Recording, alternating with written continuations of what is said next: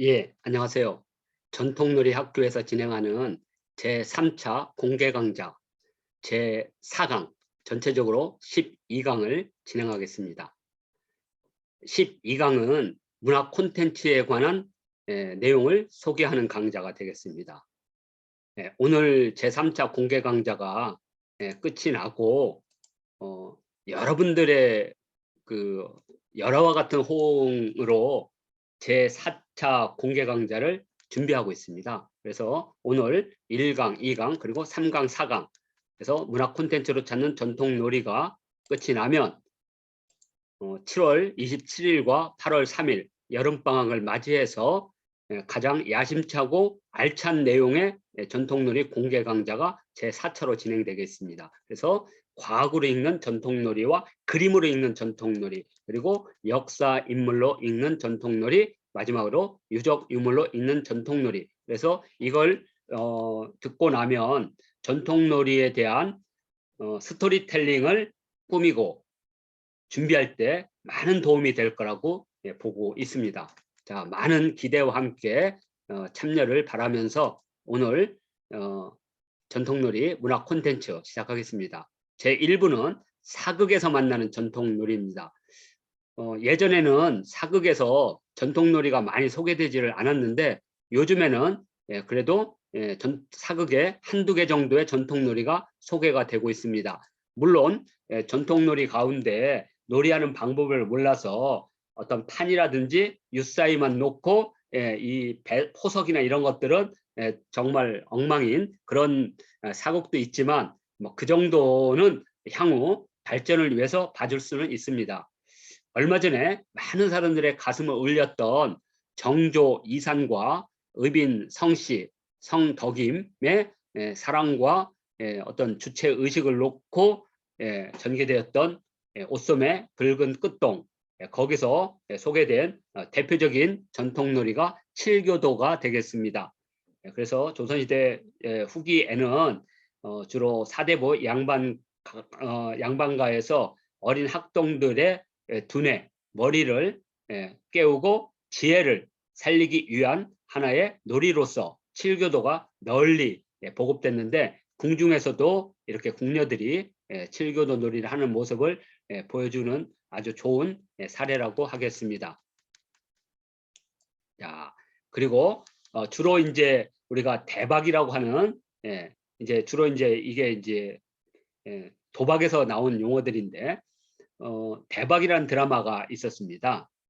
당시 그때 당시 이제 영조 어, 그 왕자 대길과 연인군이었던 영조의 그렇죠. 영조죠. 연인군이 됐던 영조의 어떤 그 내막인 암투를 그렸던 사극이 대박인데 여기에 많은 도박놀이가 나오는데 그 중에 하나가 이제 승경도 놀이가 하는 모습이 현재 보이고 있고요. 오른쪽은 전 재산을 걸고 쌍욕을 드는 모습이 있는데 포석이 잘못돼 가지고 그냥 말 15개를 한 구석에다 그냥 몰아놓고 던지는 이런 모습을 보여줘서 참 안타깝었죠. 그래서 정식으로 포석을 해서 했다면 좀 더 고증을 했다면 내용이 좀 더 알찼을 텐데 그러나 적어도 이제 사극에 이런 놀이들이 빈번하게 등장한다는 것은 좋은 징조라고 보고 있습니다.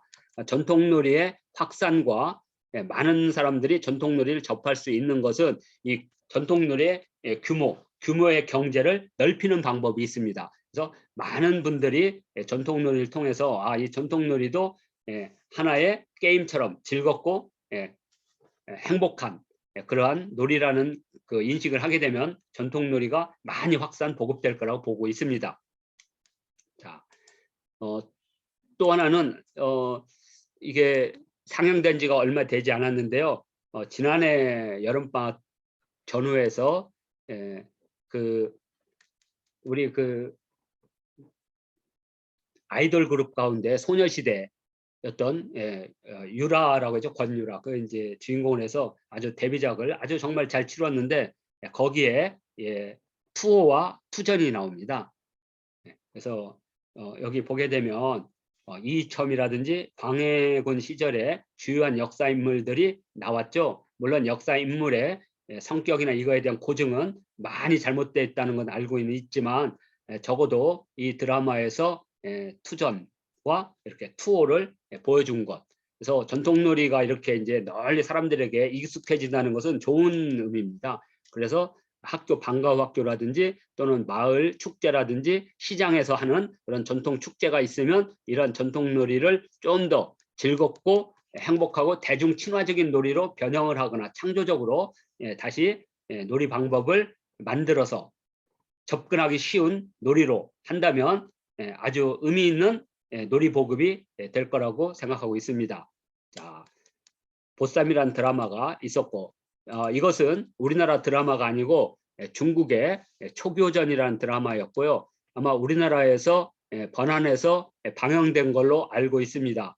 중국에서 무지 유명했던 사극이었습니다. 네, 여기서 아마 제가 알기로는 전통놀이 육박이 최초로 소개된 사극입니다. 현재 우리나라에서는 어떤 사극에서도 육박이 소개된 적도 없고 육박이라는 전통놀이가 있는조차 모르고 국립중앙박물관이라든지 숭실대 박물관 같은 데도 육박 놀이의 놀이판인 육박경이 있는데도 그 의미를 잘 모르고 있습니다.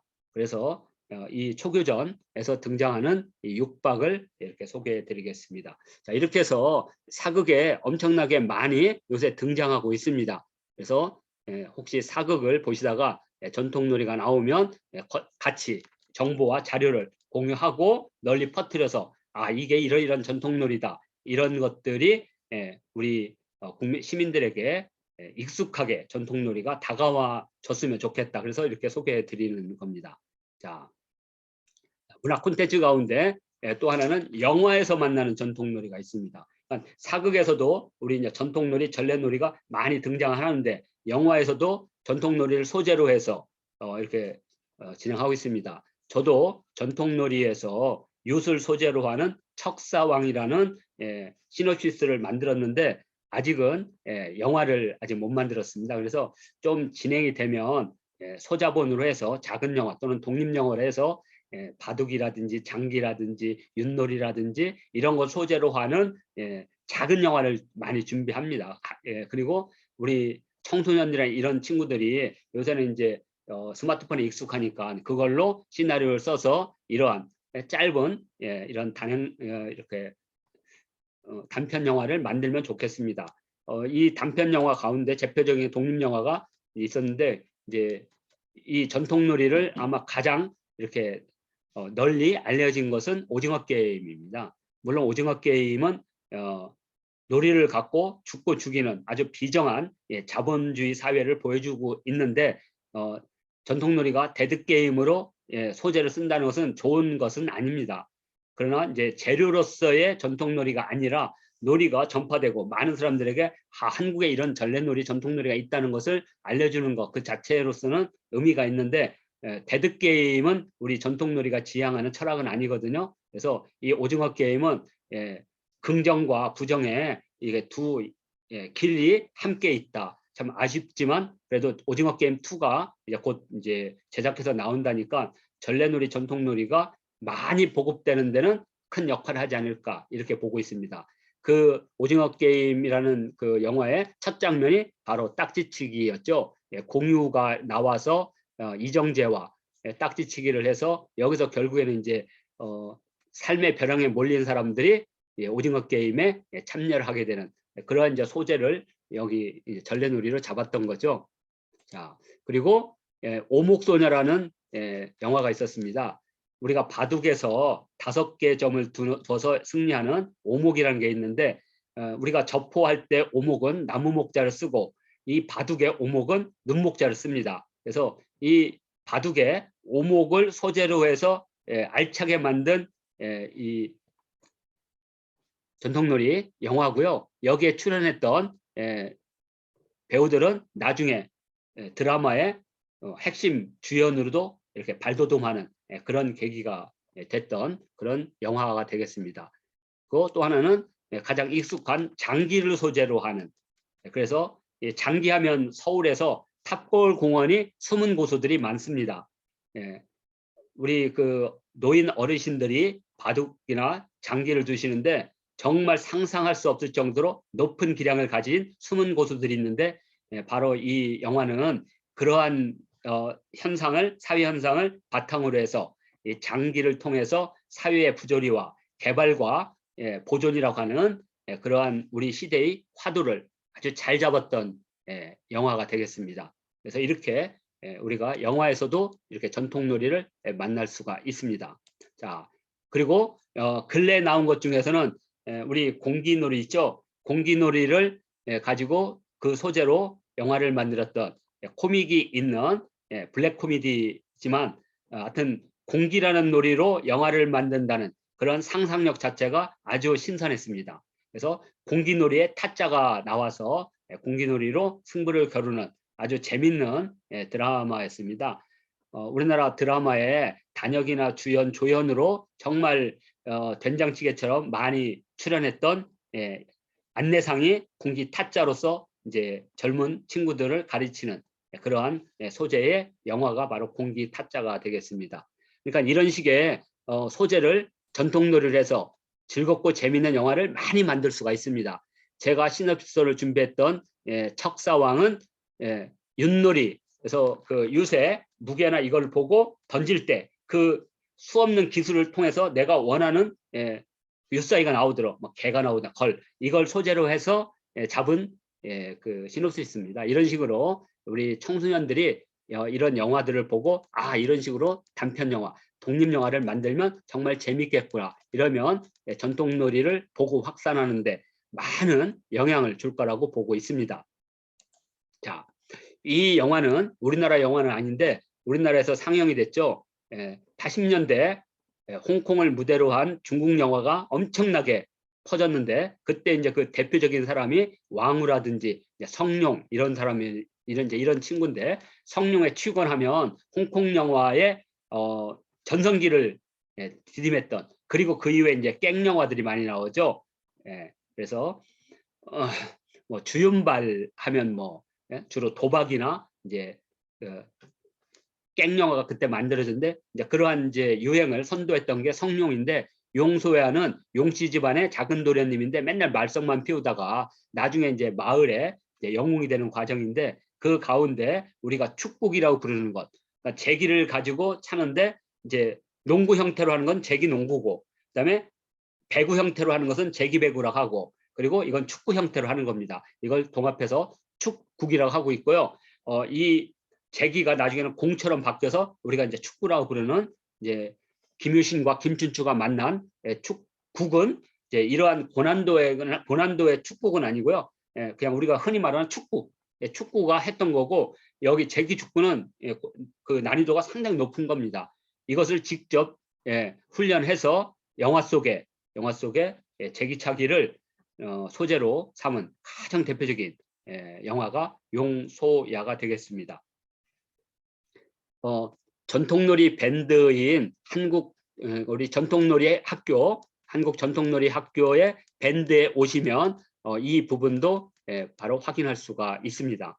자, 그리고 이제 요즘에 이제 예능에서 주로 이제 전통놀이를 많이 소재로 쓰고 있는데 아직은 거의 투호만 나오고 있습니다. 그 정도로 익숙치 않은 거죠. 이것은 문제적 남자라고 해서 이렇게 어려운 수학 문제나 이걸 푸는 거죠. 예능인들이 나와서 그때 2015년도에 7교도가 소개된 적이 있습니다. 상당히 난이도가 높았던 건데요. 이 7교도도 우리가 쉽게 이렇게 맞출 수 있는 게 아닙니다. 그래서 현재 1400종 정도의 7교도 도형이 있습니다. 이걸 바탕으로 해서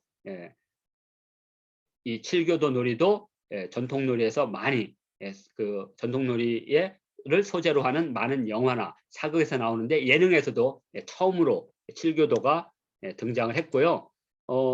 TV쇼 진품 명품에서 또 간간히 전통놀이 소품들이 진품 명품의 감정을 받게 해서 옵니다. 그래서 이것은 1995년도에 쌍육이 이렇게 나왔는데 그때 당시 이 쌍육을 아마 놀이 방법까지 그래도 소개해줬던 아주 대표적인 그러한 예능이었습니다. 그래서 TV쇼 진품 명품에 이렇게 등장을 하고요. 또 전통놀이나 전래놀이를 가장 많이 활용했던 예능이 1박 2일이었습니다. 1박 2일이라는 게 복불복이니까 주로 전통놀이를 가지고 승부를 겨루는, 그래서 이것은 투호였고요. 뭐 딱지치기라든지 여러 가지 전래놀이들이 등장을 했습니다. 그래서 이렇게 예능에서도 전래놀이, 전통놀이가 등장하는 것은 저는 좋은 소식이다, 청신호다 이렇게 보고 있고요.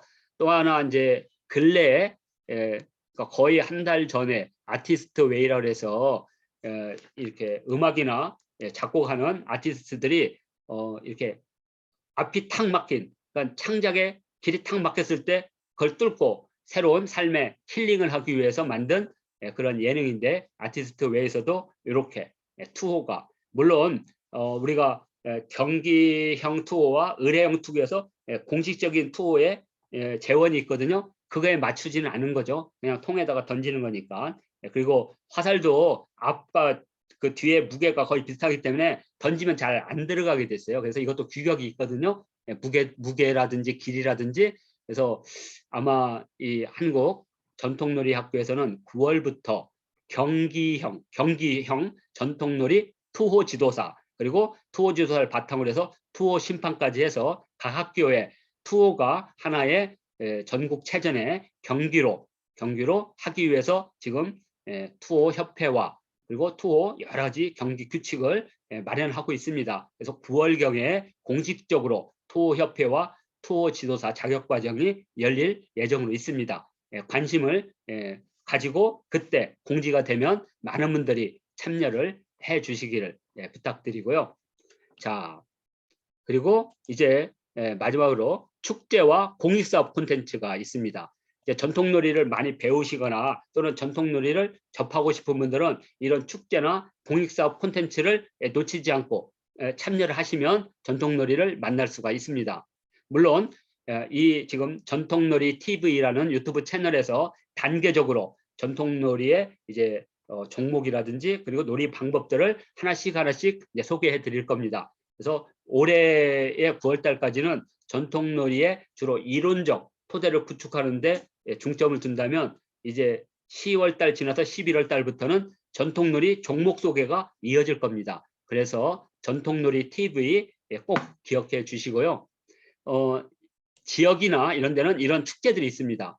이것은 서울 전통놀이 축제 한마당이라고 해서 2019년에 있었던 다양한 형태의 전통놀이가 서울 어린이 대공원에서 이렇게 펼쳐졌고요. 또 여기는 이제 서울 암사동 유적에서 명절마다 전통놀이 한마당을 하는데, 여기 보시게 되면 2016년, 18년, 20년, 22년 이런 식으로 쭉 전통놀이 한마당이 있다는 걸 알 수가 있습니다. 그리고 보면 여기 추석, 설날, 그러니까 명절마다, 그러니까 2019년, 2018년 추석, 2018년 설, 2020년 이런 식으로 설날, 추석 이런 식으로 해서 우리 명절에 전통놀이 한마당을 진행하고 있습니다. 그래서 관심 있으시면 우리 그 암사동 유적 홈페이지에 들어가서 올해는 언제 하는지 확인한 후에 그 날짜에 가면 이렇게 전통놀이 축제에 참여해서 전통놀이를 접할 수가 있습니다. 자, 그리고 또 하나는 이런 서울에 이제 소재하는 여러 민간 단체, 비영리 민간 단체나 공익 단체들이 공익 사업을 합니다. 제가 대표로 있는 한국 청소년 역사문화 홍보단, 줄여서 한청단, 지금 전통놀이 학교를 운영하고 있는 단체가 되겠습니다. 한청단에서도 2020년에 서울시로부터 지원을 받아서 내국인, 외국인과 문화명소에서 전통문화 체험마당 해서 동대문에서도 했고, 그 다음에 남인사마당, 북인사마당, 그 다음에 낙산공원 등에서 전통놀이를 즐겼는데, 저희들이 하는 판놀이는 이렇게 책상에 앉아서 두 사람이 하는 게 아니라 마당으로 와서 넓게 해서 여러 사람이 짝을 이루어서 하는 아주 동적인 전통놀이로 전환을 했습니다. 그래서 많은 분들이 정말 즐겁게 참여하는 걸 볼 수 있었습니다. 이런 식으로 이제 코로나19가 엔데믹으로 넘어가고 이제 시정부라든지 구에서 이러한 이제 공익사업을 많이 하게 되면 전통놀이 지도사 자격을 갖춘 분들이나 이런 분들이 소규모의 조합이나 단체를 구성해서 이런 공익사업을 따서 이런 식으로 축제나 여기에 전통놀이 마당을 펼치면 많은 분들에게 전통놀이를 보급하고 전통놀이를 접할 수 있는 기회를 드릴 수 있습니다. 바로 공익사업도 전통놀이의 주요한 소재 중에 하나다 이렇게 전해드리고요. 또 하나는 이제 요즘 전통놀이를 배우신 많은 이제 30, 40대 분들께서 방과후학교에 많이 들어가십니다. 그래서 방과학교에 이제 들어가시면 기존에 내가 배웠던 전통놀이, 전래놀이만 하는 게 아니라 아이들에게 우리 청소년들이 정말 좋아하는 방식으로 변형해서 다양하게 응용을 하면 방과학교에서도 전통놀이가 주요한 소재가 될 거라고 보고 있습니다. 그리고 여기 보면 전북에서는 방과후학교의 전통놀이 과정을 공식적으로 개설하겠다 이렇게 얘기하고 있습니다. 그래서 예전에 한 10년, 7, 8년 됐죠. 꾸준하게 이렇게 지역에서 전통놀이, 전래놀이가 방과학교에 지금 습합되고 있죠. 그런데 이제 코로나19 때문에 2년 동안 잠시 멈췄기 때문에 올해 지나서 2023년부터는 다양하게 그리고 많은 학교들이 방과학교의 전통놀이로 활용할 것이고요. 또 방과학교만 있는 게 아니라 어르신들이 이제 노인회관이라 이제 복지관 같은 데서 노인 어르신들에게 맞는 그런 형태의 전래놀이, 전통놀이를 많이 개발해서 함께 여기에 소재로 활용하면 충분히 전래놀이, 전통놀이의 미래가 보이지 않을까 이렇게 생각하고 있습니다. 그리고 이것은 이제 직접 전통놀이 지도사나 이런 분들은 아니지만 저희 같으면 전통놀이를 이 각 대학의 게임학과와 MOU를 체결할 준비를 하고 있습니다. 그래서 우리가 알고 있는 전통놀이 가운데 아직 게임화되지 않은 놀이를 우리 청년 대학생들이 창업의 한 방향으로 해서 게임 콘텐츠로 전통놀이가 들어오도록 이렇게 준비하고 있습니다. 그래서 게임 콘텐츠도 전통놀이의 주요한 활용 소재라는 것을 이렇게 말씀드리겠습니다. 자, 이렇게 해서 이 한국전통놀이학교에서 하는 제3차 공개강좌 제4강 전통놀이 문학 콘텐츠를 마치도록 하겠습니다. 말씀드린 대로 향후 전통놀이 TV에서는 전통놀이의 이론적 토대 그리고 전통놀이 종목 소개 그리고 전통놀이 놀이 방법들을 순차적으로 그리고 지속적으로 소개할 준비를 하고 있습니다. 그래서 전통놀이 TV에 오셔서 구독, 좋아요, 알림 설정 해주시면 감사하겠습니다.